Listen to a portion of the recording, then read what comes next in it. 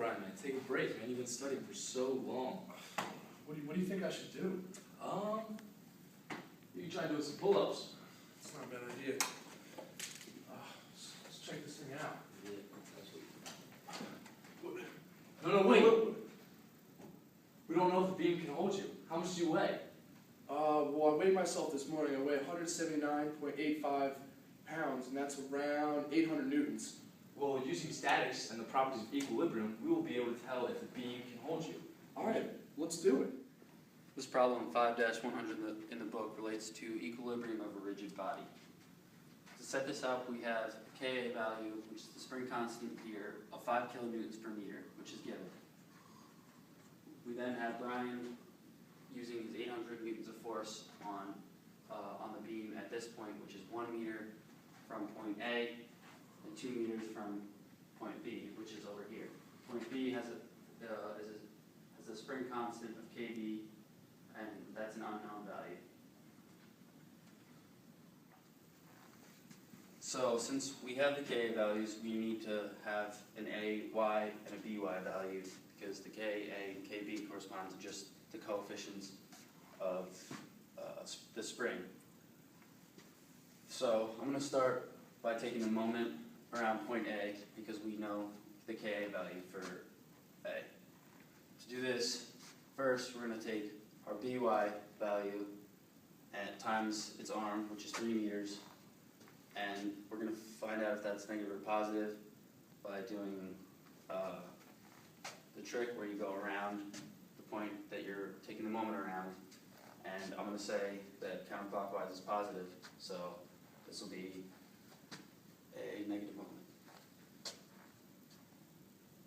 Now we take the 800, which is the other force in the y direction, and multiply it by its x arm, so it's going to be 800 times 1 meter, and that's also going to be a negative moment, and we're going to say that equals 0.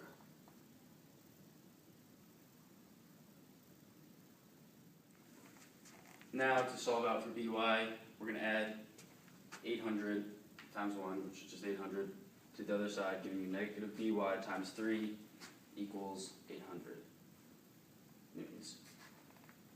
Now divide by 3, and this is going to give you a negative By value, and it's going to be negative 266.6.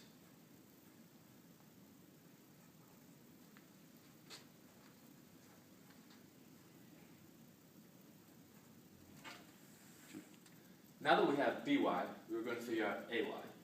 And to do this, we're going to sum the moments around point B. And we are going to continue with our assumption that positive moments move in a counterclockwise direction. We're going to start out with the 800 newtons, and that has a distance of 2 meters. So 800 times 2, and since it's going down in the counterclockwise direction, it is a positive moment. Then at point Ay, we're going to multiply it by its arm, which is 3 meters. And it is also going in a counterclockwise direction, so that is also going to be a positive moment. And this equation for equilibrium is equal to 0. Now to solve for Ay, we're going to subtract 800 times 2 from both sides, which gives us negative 1600 equals 3y. And then to solve for Ay, we're going to divide both sides by 3, which gives us Ay equals negative 533.33 newtons. Now that we have Ay and By, the support reactions, we can figure out the spring constant B by using the spring force equation F equals K times displacement S. By using the equation, F would be equal to the support reactions Ay and By, K would equal the spring constants Ka and Kb, and delta S would be the displacement of the spring. And from that, we would get F of A over Ka would equal delta S, and F of B over Kb would also equal delta S. But because the beam remains horizontal, delta S would equal each other, and from that, F of A over Ka would equal F of B over Kb.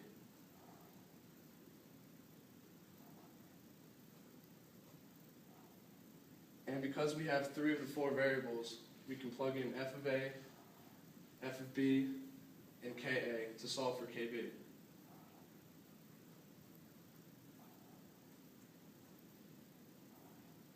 by cross multiplying and solving for KB, you get 2.5 kilonewtons a meter.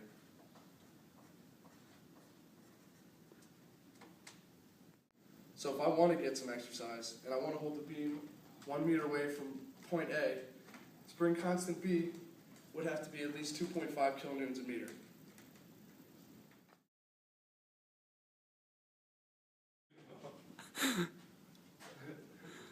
You gotta like stay in the middle, and I'm just gonna come and just crunch you. Alright.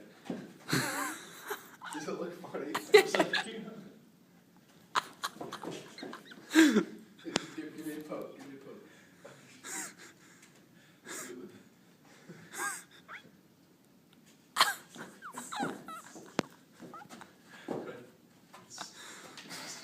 No, just eat it all.